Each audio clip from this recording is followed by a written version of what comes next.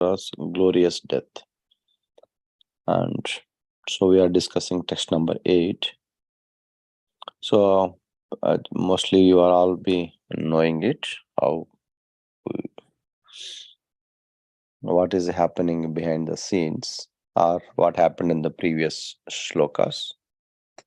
As Sukadeva Goswami is explaining about Vrutasura to Parikshit Maharaj. So Vrutasura and Indra, they both were fighting. So Indra, with his thunderbolt, he cuts one of Vrutasura's hand, and later with other hand, Vrutasura, he actually throws his trident. So when he throws his trident, Indra's the thunderbolt, it falls down, and Indra is very much ashamed of his thunderbolt. It's falling down, that he dropped his thunderbolt. So, but as Indra is feeling shy that he lost his thunderbolt, that is fell down, and Vrutasura, he starts talking to Indra, in a way, he is actually encouraging Indra to pick up thunderbolt and fight him. So, in the entire episode, one thing which is very quite amazing is that Vrutasura, he is ready to die. He wants to leave this body as quick as possible.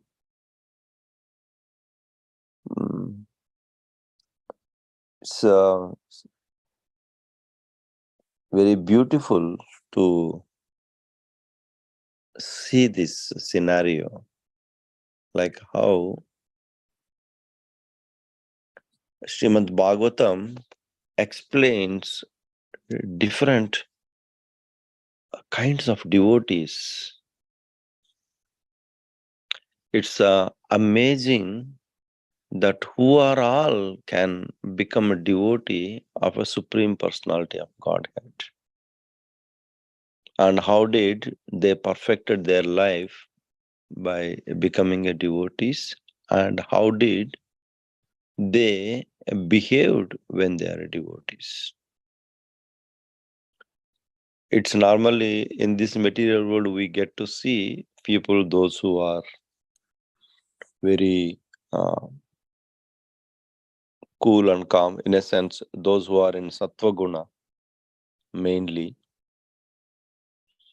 They are displaying the qualities of a devotee, of becoming a devotee, and then the performing a devotional service. We all get to see their qualities. Of course, now also we can see those people, those who are, we can't even imagine that they can become a devotees. Especially when we hear the stories or pastimes of Srila Prabhupada disciples in early 70s or late 60s,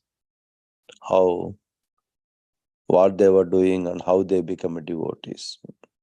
If you look at them, separating them as a devotee,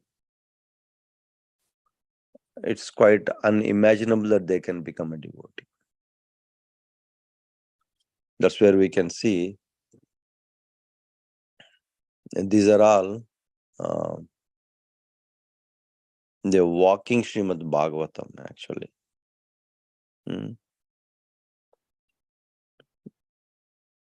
Where the characters in Srimad Bhagavatam are actually, we can see in front of our eyes. The Srimad Bhagavatam talks about and the person who is in the womb of his mother can become a devotee, and later on he becomes a devotee. In a sense, from the womb itself is a devotee. Srimad Bhagavatam explains about the person who saw Krishna in the womb of a mother and start looking for the Krishna, and that person comes out to be devotee. And Srimad Bhagavatam explains about a person who is very sattva gun from the beginning, but for some reason he starts going away from this path, but later on at the end of his life he becomes a devotee, perfects his life, and then go back to spiritual world. Srimad Bhagavatam talks about a person who is very much in mode of passion, as a born as a Kshatriya, as a being a Kshatriya, even as a small boy, shows his qualities of a Kshatriya, and later on he becomes a devotee. And Srimad Bhagavatam talks about the person who is a demon, born in a demoniac family, and he becomes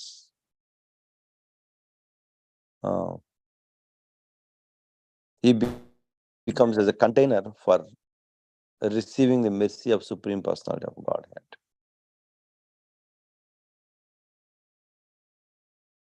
Patra. He gets mercy, and then he becomes a patra for receiving this mercy of Supreme Personality of Godhead. Now here we are seeing this demon is fighting against the devas. But this demon is a devotee actually. But since he is born as a demon, and he is performing his duty of fighting with the devas. And this we can see how, as Krishna is explaining in Bhagavad Gita to Arjuna, you do your duty perfectly than to do somebody else's duty. No, you do your duty imperfectly, that is better than doing somebody else's duty perfectly. He is showing that example here, that he is performing his duty as being born as a Rakshasa, but internally he is very much devoted to Supreme Personality of Godhead, and he wants to leave his body as quick as possible, because he knows that if he leaves this body, he is going back to the spiritual world, and he wants to go back as quick as possible. So he is encouraging Indra to kill him.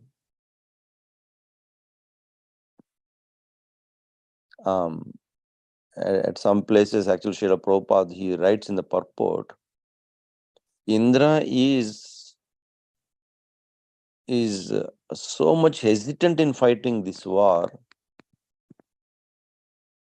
because Indra knows that he is a devotee, and Indra do not want to kill the devotee.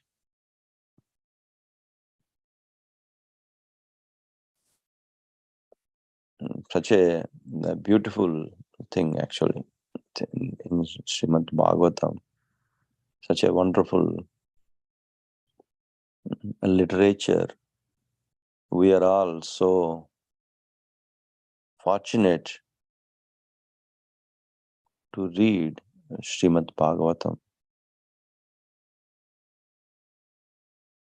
So let me read this verse, and then I'm sorry, without reading a verse, I started explaining. So excited about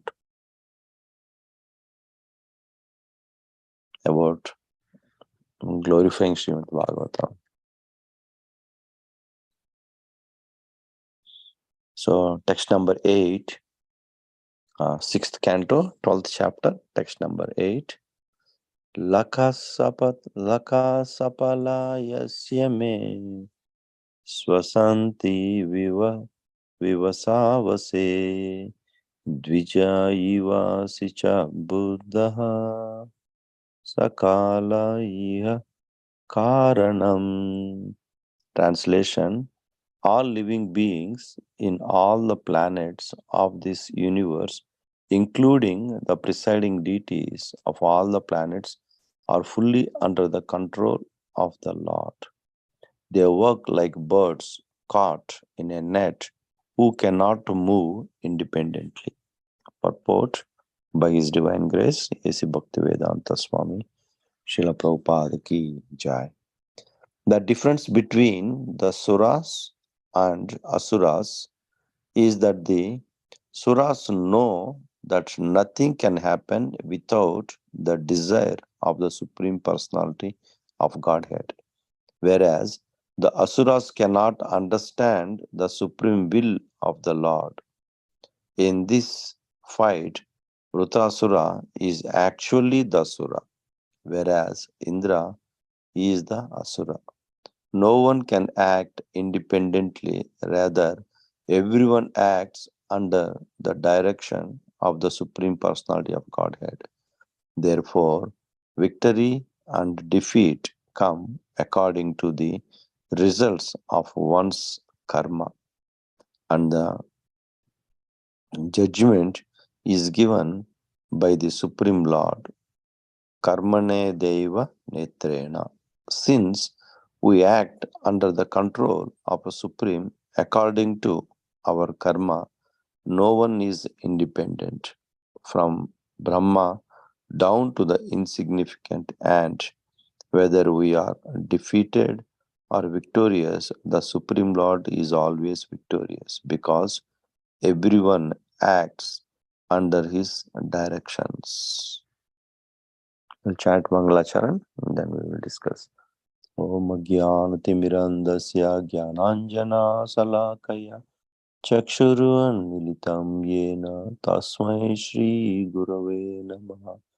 Shri Chaitanya Manobhishtam Stapitam Yena Bhutale Swayam Rupa Kadamayam Dadati Swapadantikam Vandeham Shri Guru Shri Yuta Padakamalam Shri Guru Vaishnavamscha Shri Rupam Sagrajata Sahagana Raghunatha Dvitam Tam Sajivam Sadvaitam Savadutam Parijana Sahitam Krishna Chaitanya Devam Shri Radha Krishna Pada Sahagana Lalita Shri Vishakanitamscha Namavo Vishnu Padayam Krishna Prestaya Bhutale Srimate Bhaktivedanta Swami Nitinamini Namaste Saraswati Deve Gauravani Pracharini Nirvishesha Sunyavadi Paschatya Desatarini Namo Mahavadanyaya Krishna Prema Pradayate Krishnaya Krishna Chaitanya Namine Gaura Tvishe Namaha. He Krishna Karuna Sindhu Deenabandhu Jagatpate Gopesha Gopika Kanta Radha Kanta Namostute Tapta Kanchana Gaurangi Radhe Vrindavaneshwari Vrishabhanu Sute Devi Pranamami Hari Priye Vancha Kalpa Tarubhyascha Krupa Sindhubhya Evacha Patitanam Pavanebhyo Vaishnavebhyo Namo Namaha. Jai Shri Krishna Chaitanya Prabhu Nityananda Shri Advaita Gadadhara Srivasadi Gaura Bhakta Vrinda. Hare Krishna, Krishna Krishna, Hare Hare, Hare Ramo, Hare Ramo, Rama Ramo, Hare Hare. Actually, when Sukadeva Goswami is explaining about Vritasura, so then Parikshit Maharaj asks Sukadeva Goswami, how is that this Vritasura is a demon? He is such a wonderful devotee. So for that, then Sukadeva Goswami start explaining about his previous life, how he is the Chitraketu Maharaj, and then how his son, and then all those things. That's how it. Then the whole history actually comes up. He explains the entire history of it. Even though he is in the previous life, he is Chitraketu Maharaj, and because of the curse of Mother Parvati, he becomes as this demon, Vritasura.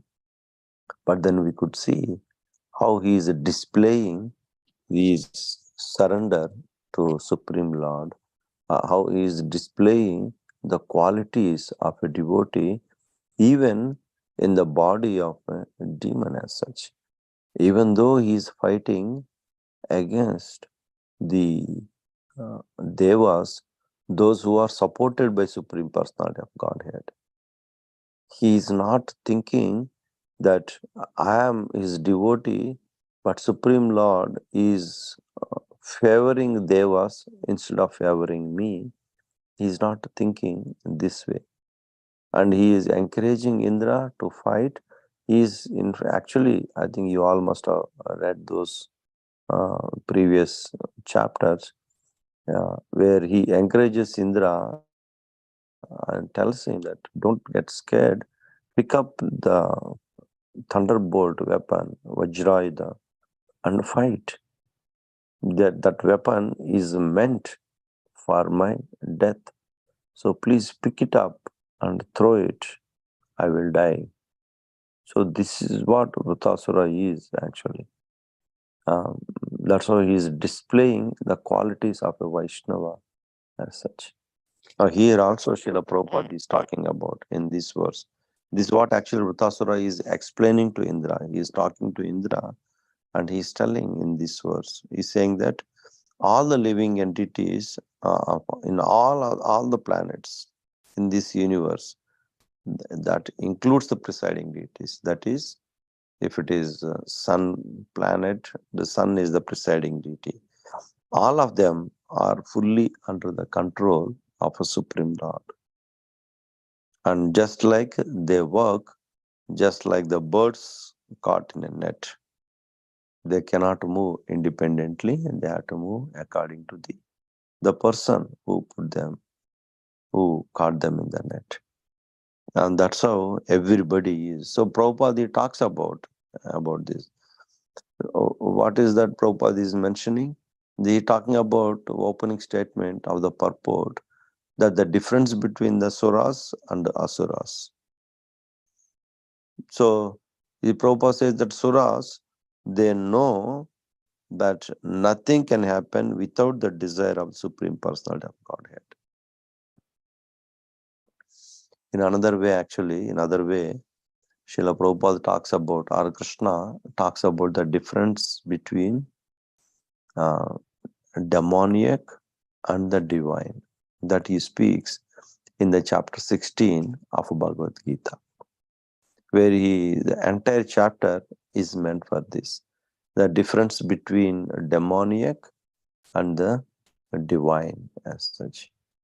So in a nutshell, or in a summary of the, Krishna explains actually the qualities of different qualities of demoniac people and the qualities of divine people, those who are divine in nature, he talks about all of them. And even though he is talking about it, he even gives um, mm, um, he tells Arjuna, you don't worry, you are a divine in nature as such. He talks about that. So in summary, what is that difference between the divine and the demoniac, the suras and asuras? Krishna talks about those who have faith in the scriptures and those who follow scriptures, they are considered to be the divine. And those who do not follow scriptures, those who do not have faith in scriptures, they are known as asuras as such. So the difference between the suras and asuras, there Krishna explains, depending upon the faith on the scriptures and following on the scriptures. Whereas here, Srila Prabhupada talks about, according to this shloka Prabhupada is talking about, there is not much difference as such. It doesn't make, it's not that one is going south and one is going north. Both actually the matches with each other, as Krishna is talking about in Bhagavad Gita, or Srila Prabhupada is talking about the difference between the suras and asuras as such. So here it talks about the suras are the one who can clearly understand that nothing can happen independently. Everything happens under the control of Supreme Personality of Godhead. So even we all know this saying in Hindi that Bhagwan ki ajna ka bina patta bhi nahi hilta. Not even a leaf can move without the order of Supreme Lord. So then the question comes, then there are so many bad things happening in this material world. Then all of these things are happening under the control of a Supreme Lord.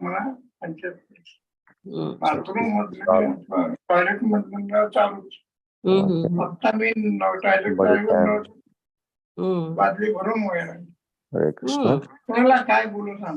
Somebody can. Is it possible to mute those who are admins? I'm sorry.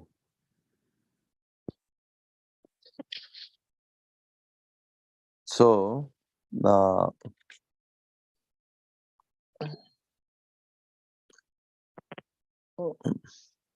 lost.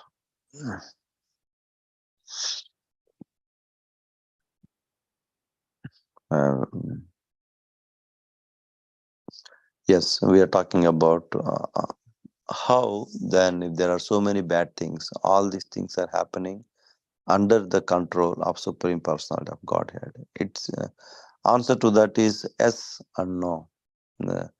It is yes, that is because it is all happening under the direction of Supreme Personality of Godhead. He is giving sanction, and that's how those are all happening.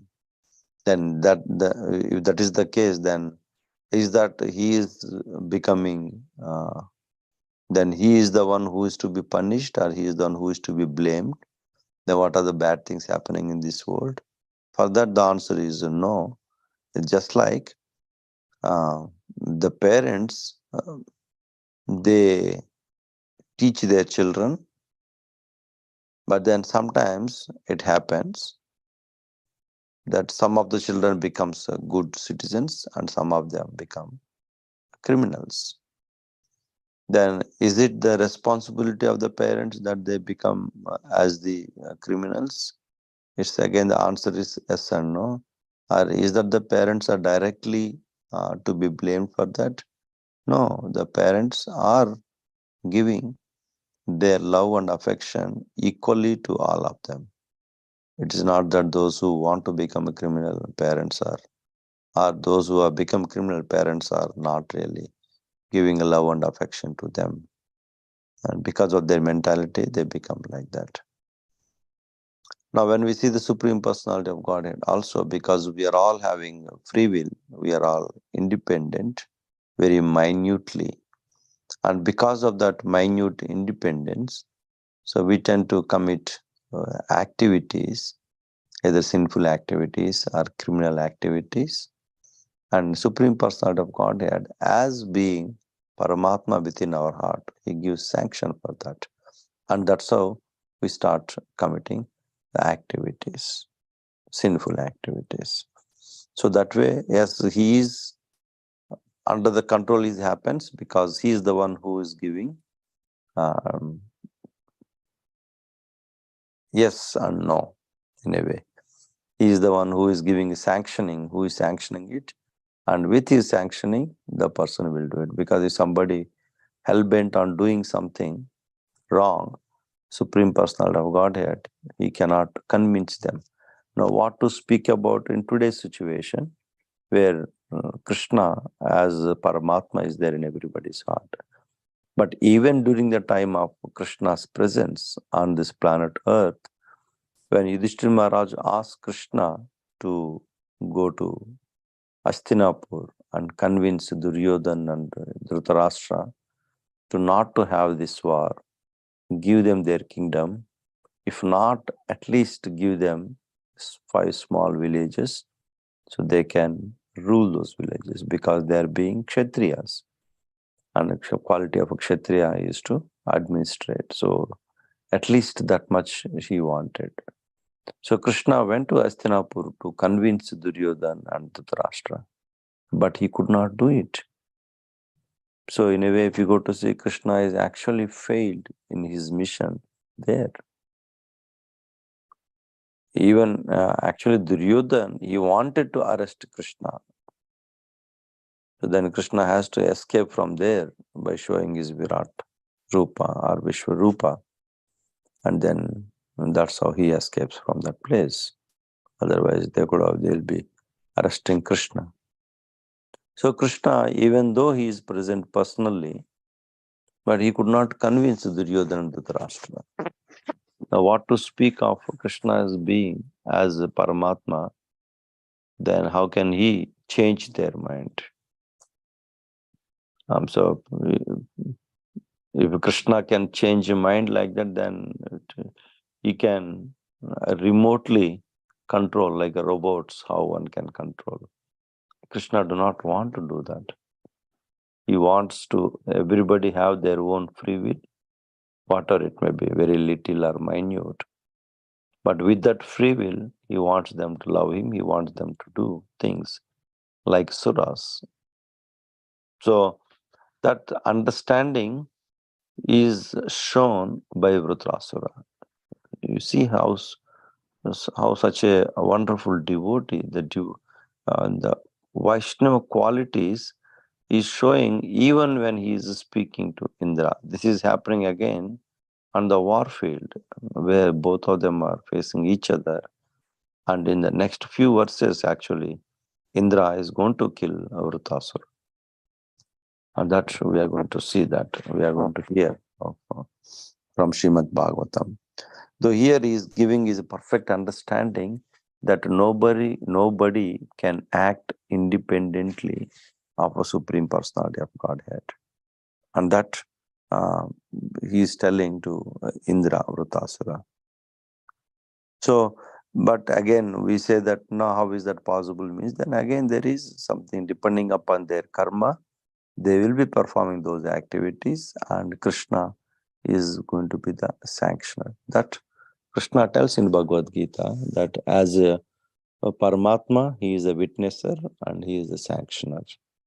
He witnesses whatever we are doing it, and he sanctions whatever we want to do as such. So this both the things. Krishna is there within our heart, and he is seeing everything what we are doing it, and at the same time he is sanctioning whatever we are doing it. So then finally that Prabhupada says that finally whoever is victorious, whether we are defeated or we are victorious, but the victorious is the Supreme Lord. Because why? Because everyone is acts under his direction of the Supreme Personality of Godhead. So Vritrasura is talking about this philosophy to Indra, and which contains so much of a deep understanding So Vrittasura is talking about it. Vrittasura, why he is talking about this thing? So later on he is going to talk about, he is talking more and more the philosophy actually. So he talks about, then further next verse also he talks about very beautifully. Anyhow, I am not covering actually. I'm just trying to tell you the next verse.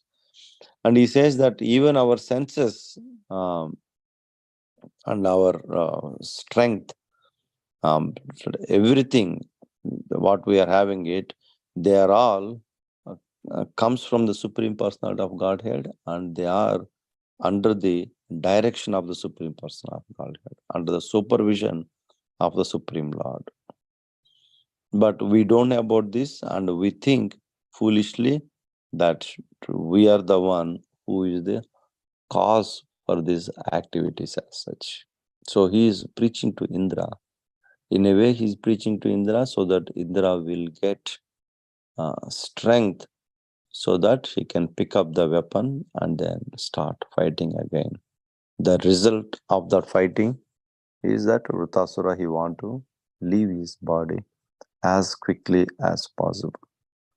Actually, it's a beautiful, actually, this particular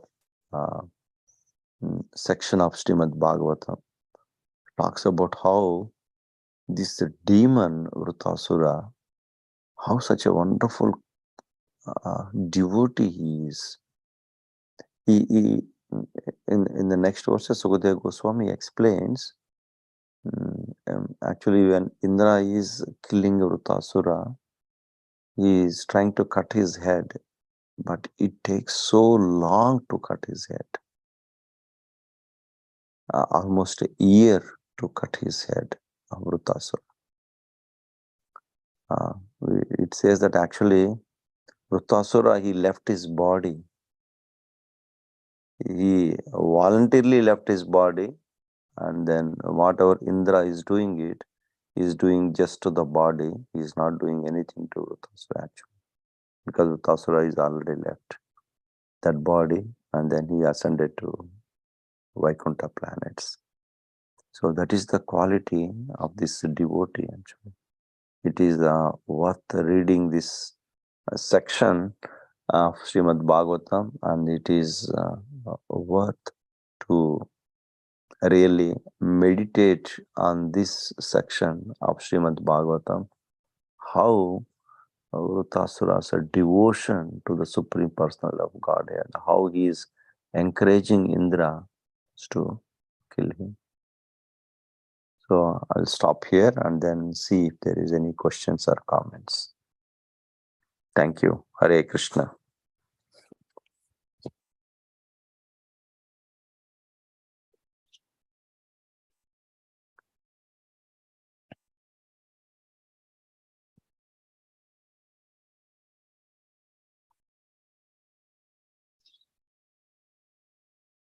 Hare Krishna.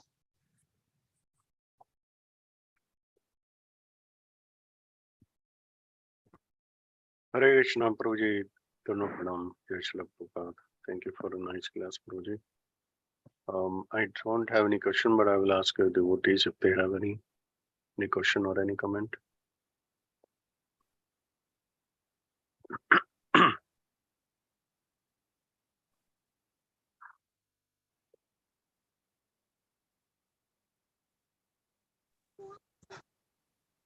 Hare Krishna, Bhajidana, all Krishna Suprabhupada. So such a nice class. Thank you for your kind association. I have one question. Like Krishna says, Vedham Samadani Bhartamani Arjuna Bhavishani Bhutani Mamto Vedana Kastana. So if he is giving freedom to the jivas, so how is he able to know the future? Because jiva can go this way or that way, towards Maya, towards Krishna. So how does is it possible? Okay. Yes. How is it possible? Because our mind, whatever we think logically, we want everything to be fit within that frame of logic, whatever we know. And we cannot understand if it goes beyond that logic. And I keep talking about this thing. When Srila Prabhupada's disciple asked Srila Prabhupada, can Krishna create a stone that he cannot lift? That's a really tricky question. If Prabhupada says yes, Krishna can create stone that he cannot lift, that means if he cannot lift means he cannot do something which is unimaginable. That means he is not God. He cannot lift something that he created. Prabhupada says that no, he cannot create stone that he cannot lift. That means he is not God. So then Prabhupada answers to that is, yes, he can create the stone that he cannot lift, but then he lifts it. That is the Supreme Lord. Again, the problem with us is that everything, whatever we see because whatever we see in this material world, there is a starting and there is an ending. So everything should fit within this. If it doesn't fit within this, then we can't even imagine that how that is possible. Eternity is so difficult to understand for us because everything for us, there is a starting point and there is ending point. There is nothing that it is existing forever. It doesn't. It doesn't fit within our logic as such. Now, the logic we are using that Krishna is given independence, and with that independence, Jiva is taking certain decisions, and then because of his decision, his future is going to change. So then, how did Krishna knows that's what Krishna is? Just like the parents, even though they know their child is fully independent, but looking at the nature of a child, a parent can understand that child is going to take what decision and how the future is going to be. At least in that instance. I'm not talking about in general of a totality of their life as such. I mean, as we are being a living entities, as we are being conditional living entities. To some extent, parents can understand the nature of the child, and they can understand or they can estimate what the child is going to do, what decision child is going to take as such. So when we can do it, then why not? Krishna can understand, or Krishna can know what kind of a decision we are going to take with our free will and what going to be our future as such. That's what actually even in general Jyotish Shastra also talks about the future of a person, how that person is going to be. That is again one of the Shastra which is coming from the Vedas as such, which to some extent it predicts the lifespan, predicts the courses of actions the person is going to take and what's going to be their future. So if Shastra is doing it, then it is not the big deal for Krishna as such. Hope that helps, Prabhuji. Yes, Prabhu. Hare Krishna. Thank you. Very nice. Thank you. The parent-child analogy was also so nice. Hare Krishna. Thank you, Prabhu.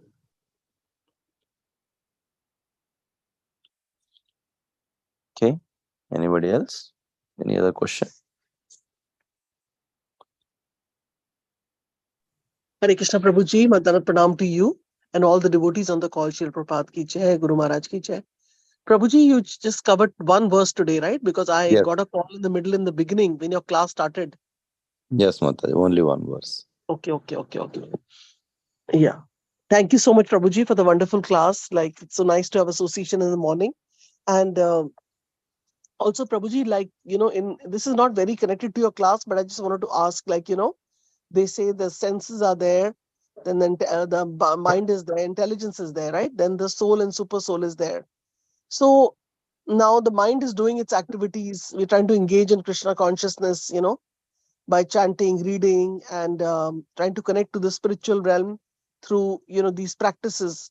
And senses, of course, we have to also surrender our senses to Krishna. So intelligently, we have to manage this.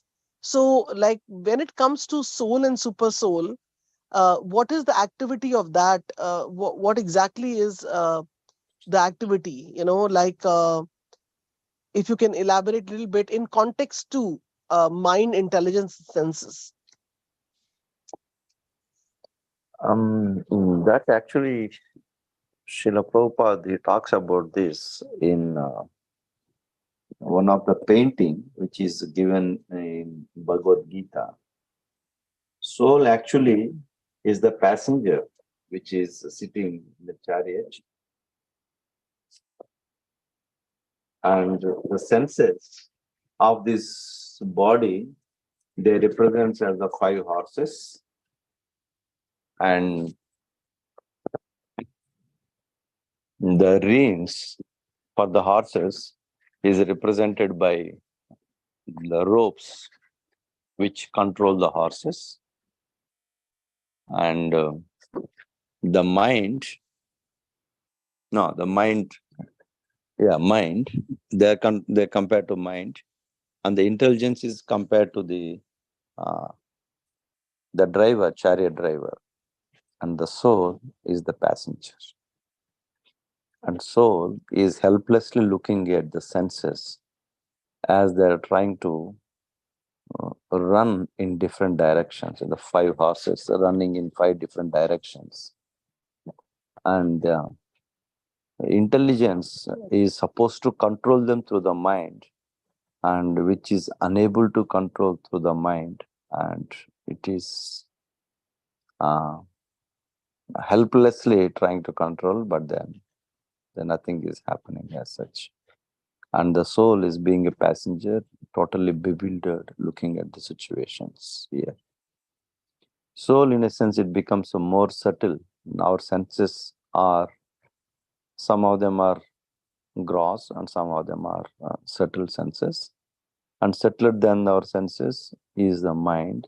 Subtler than the mind is intelligence. And subtler than intelligence is the, actually talks about false ego, and then subtler than that is the soul as such. So as Krishna explains in Bhagavad Gita, soul is not touched by any of these things. But then the problem with the soul is that the soul is attached to this body and attached to the senses as such. So we call that as the gross body is what we are seeing right now. What we can see, what we can touch, what we can experience. But then, as we all know, there is a subtle body which comprises mind, intelligence, and false ego. Soul is not attached to the gross body as such, but then soul is attached to the subtle body, the mind, intelligence, and false ego. As we talk about, when the Yamadutas come to take the soul from the body, as Krishna explains that soul is such a the great thing that weapons cannot cut it and fire cannot burn it, water cannot wet it. So the Yamadutas cannot even touch soul. They cannot do it. They cannot touch soul. It is beyond their jurisdiction actually. So what do Yamadutas do? They pull out subtle body. So mind, intelligence, and false ego. And soul is being attached to this subtle body, and soul travels along with the subtle body. So the soul leaves this gross body and try to follow the subtle body as such. And that's how the person is left dead as such. Because the soul is not present within the body. Even though senses are there, gross senses we can see. And that's how when the soul goes on to the new body, because of the mind and intelligence and false ego, as a mind, what does the mind do? Mind is basically like a computer. It uh, records all the events that is happening or that happened previously, and then it gives back those uh, those situations. Like if you know, if it is there is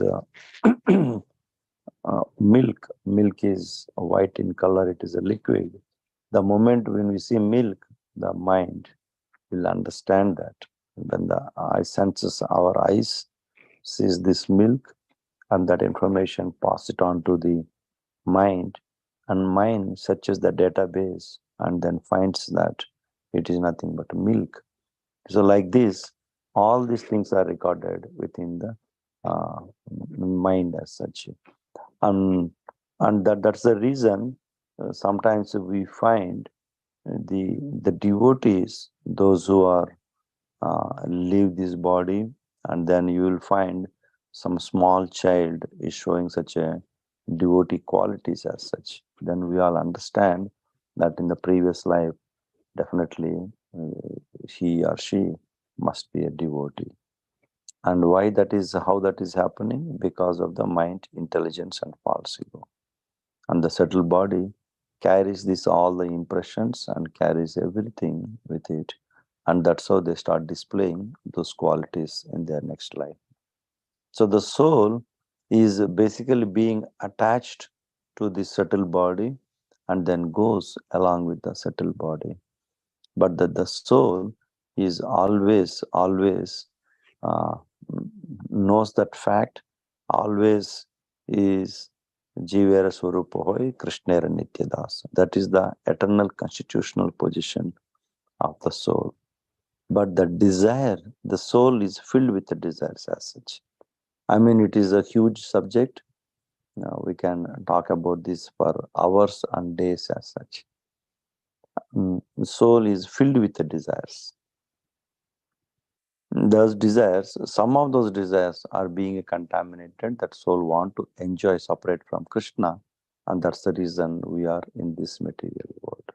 And that's how then we start developing, instead of true ego, the false ego, and that's how we get the intelligence, and then contaminated intelligence, and then the mind, and then the senses. Through that, the soul try to enjoy it. But with the process of a devotional service, slowly we are trying to bring back the soul, because that is the original consciousness of the soul. Original consciousness of the soul. Somehow or other, we get attracted to these activities of performing devotional service. And by performing that activities, we are purifying. We are going again from grassroots till to the top. We are purifying our senses, and through the process we are purifying our mind and our intelligence, and then slowly we are melting our false ego so that it will remain as a true ego. And that's so then soul will come to realize that I am not independent, I am dependent on Krishna as such. So to that level, so right now what we have is an understanding of thing that we are not this body, we are spirit soul. But we do not have a realization of that. So what is the difference between the understanding and the realization? The understanding is that if you, by any chance, put your hand or your fingers or your body in fire, that's going to burn. It will hurt us very badly. That is just an understanding. But if you actually put your hand into the fire, then you will understand, then you realize that it's really burns. And that is the realization. Before that, it was just an understanding as such. So we are all having this understanding by reading Srimad Bhagvatam, by hearing from the devotees, or by seeing certain things. But then, as we keep practicing bhakti, as we keep purifying our senses, then we will realize that we are not this body, we are spirit soul. That's a gradual process, because we are accumulating this contamination for millions and billions of years, so that our senses it will take time to purify our senses. And then as we purifying our senses, then slowly our mind and then intelligence also will be purified. Hope that helps, Mataji. Yes, Prabhuji, thank you so much. One Mataji was asking me this question last Sunday at the temple, so I didn't have a reply. Like you gave the answer, and also like the Atma Paramatma has a separate role, right, in the body, Yes. because it's witnessing basically all the activities which the soul is doing in connection to, like you said, attachment to the subtle body. So all those things, it's witnessing that combination. So Prabhuji, like just to end this question, like we know that like the mind, intelligence, and false ego, right? So Yeah. those three, along with the soul and super soul, go and the body is left here when we pass out, when we leave our body, right? Yeah. Yes. Those three attached to the soul and super soul go away, and the gross body, all elements, they just stay here. Yes. Okay. But also, Prabhuji, like, the soul, like, for example, if there is a body, and like, one of my friends, she's still in coma, a very good friend of mine, and she, her situation is very complex in the sense that she went into, like, because of, they were giving her dilation, she had a heart arrest. I don't know, there was a lot of water in the body, and the body kind of became like, they call it like, they went into coma, the body, like a shock zone. So now what's happened is that, she opens her eyes sometimes, the breathing is from outside, food is coming from outside. So, uh, and they're going to different doctors, who are dealing with brain and things like that. Uh, so the family is very, very disturbed, like so in a situation like this, uh, you mentioned one line that sometimes the senses can act, but even if the soul is not there. That's what you said? No, senses. So in a situation of coma, the soul, Atma Paramatma, is still there? Yes, they are there very much. That's why the body is still functioning. Okay. Yeah. I mean, her hair is growing, but she's lying Yeah. down completely. And the connection of the brain and the body is not there through the neck. Mm. That is the thing. Mm. So, I mean, coma is also like a disease, right? What do you call that? It's kind of, It is kind of a long sleep. okay. Okay.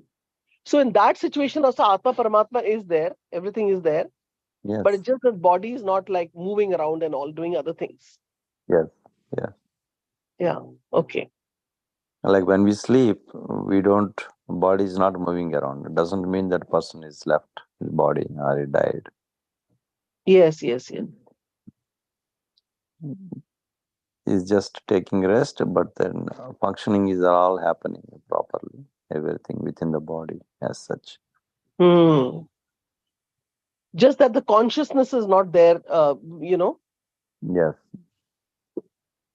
External consciousness is not there. Yeah, yeah, yeah. So this is also like part of a karma of a person, right? If a person is in that situation. Yes, it is. Okay. Yeah. But it is not. It is better not to talk about that, the previous Yeah, yeah, karma. yeah, yeah. No, no. I was just thinking it's like kind of a suffering only, and which, the family does not know what the end result is going to be. And anyway, we don't know. For each one of us, we don't know tomorrow we'll be alive or not. Life is anyway very uncertain. What Yes. to speak of coma? We learn so much from literature, especially from Parikshit Maharaj. At least he knew 7 days are there. We don't know. I mean, we Yeah. get up, so we know that today Krishna has planned something for us. We have to be awake and we have to do some, seva and other responsibilities. That's why we have a breath and we've got up. But, otherwise, sometimes people die in their sleep also. So we never know when we. Yeah, thank you so Yeah. much for explaining You're this welcome. whole process. Time and again, we need reminder, just like Prabhupada, Srila Prabhupada has said so many times in the introduction of Bhagavad Gita, we're not the body. But time Yeah. and again, we have to also understand all these elements, which, I was not able to recollect. And then I can explain to my friend also. Thank you so Yeah. much. Thank you. Recent in the sense last year, one devotee, she's still a Prabhupada disciple. In New Vrindavan, she also left her body. She got a brain hemorrhage and she was in hospital for almost 2-3 weeks. She Mhm. was most of the time she was in coma. Okay. Whether she is, I mean, we feel sometimes external consciousness, but actually, whether it is really she got external consciousness or not, but almost for 2-3 weeks she was like that.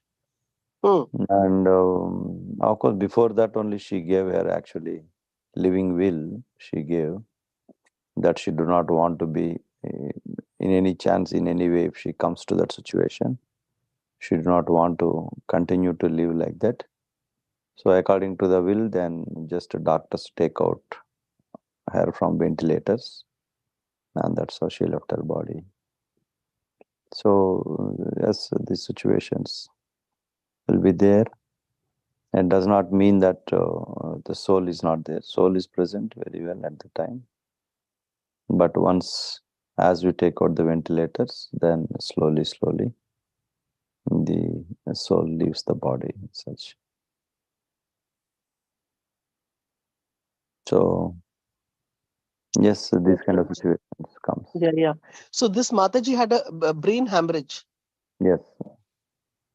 So Prabhuji, how could she, for example, if she had a brain hemorrhage, then like she was basically, like what I mean to say is from the point of view, like suddenly you have a brain hemorrhage, right? And then the situation Yeah. happens.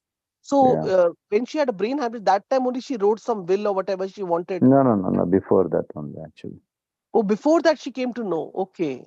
Before that, actually, in New Vrindavan, we had some incidents Hmm. happened. One incident happened. There is one Prabhuji. So he is with a heart attack. He has been admitted in the hospital. So that time, as the operation is happening or before the operation, he gave his living will in the form of a text message to the temple president because he was living in the temple and he's alone. You don't Hmm. have a wife and children, not here with him.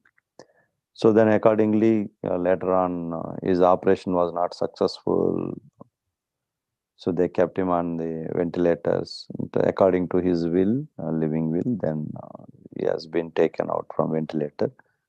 So that is the point. So then the management decided to call everyone, those who are serving in the temple, and ask them if they are willing to give their living will. So this Mataji gave her living will, and that living will Okay. came to help us in that way in taking her out of the ventilator. I mean, your living will gives the explanation, and that will talk about in that course of time what you want others to do it as such. So the Mataji, she expressed a desire that she do not want to live like a vegetable like that for a long time. If something situation comes like that, she says that take me out of ventilator so that I can leave this body and then start going towards Krishna.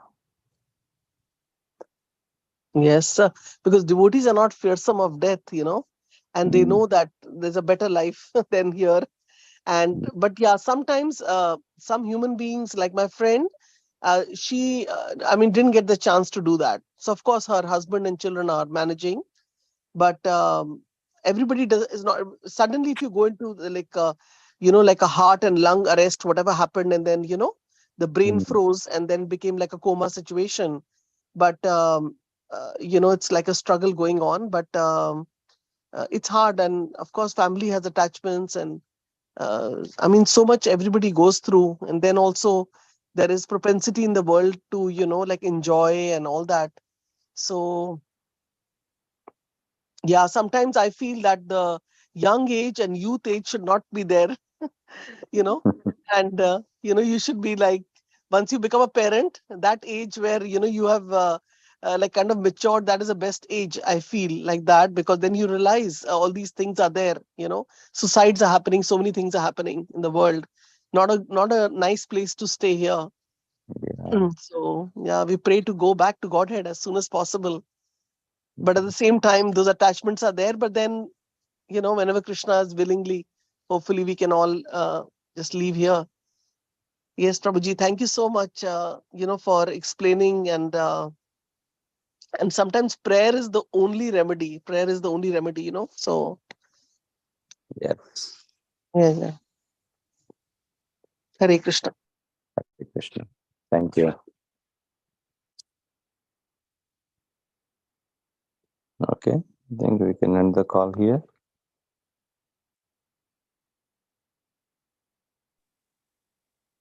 Yes, Prabhuji. Manidhar Prabhuji? So I don't know, like he has stopped the recording. He's doing the main streaming recording.